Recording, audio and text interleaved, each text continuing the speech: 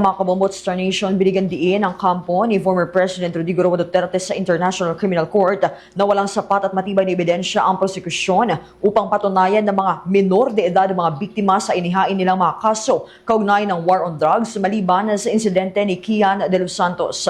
Sa huling bahagi ng rebuttal ng depensa nitong araw ng Biyernes, para sa huling bahagi ng confirmation of charges, pinuna ni defense lawyer Nicholas Kaufman ang umano'y kakulangan ng corroborative evidence ng prosekusyon.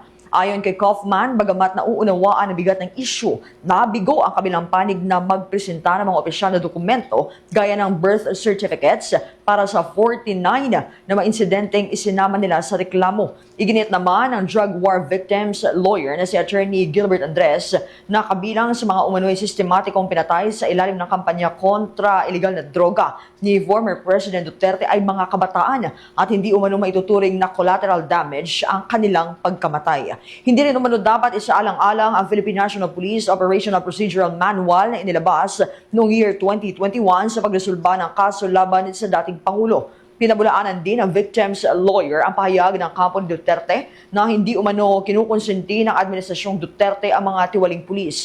Anila hindi kinasuhan ng pamahalaan ng mga pulis na sangkot sa hindi bababa sa mahigit 3,000 na mga biktima sa anti-drug operations mula noong Hulyo 1 taong 2016 hanggang Nobyembre 27 taong 2017. Reportedly, the Duterte's administration is, and I quote, intolerant for rotten apple police officers, end of quote. That's in the transcript of yesterday at page 32, line 20 to 21. This is not true, Your Honors. Mr. Duterte's administration has not criminally prosecuted the police officers responsible for the government-recognized deaths of at least 3,967 drug personalities who died in anti-drug operations from July 1, 2016 to November 27, 2017.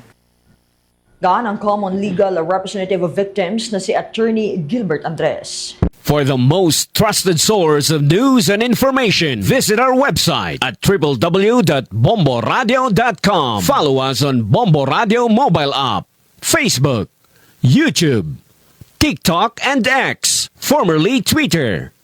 Like, share, and stay connected. Anytime, anywhere.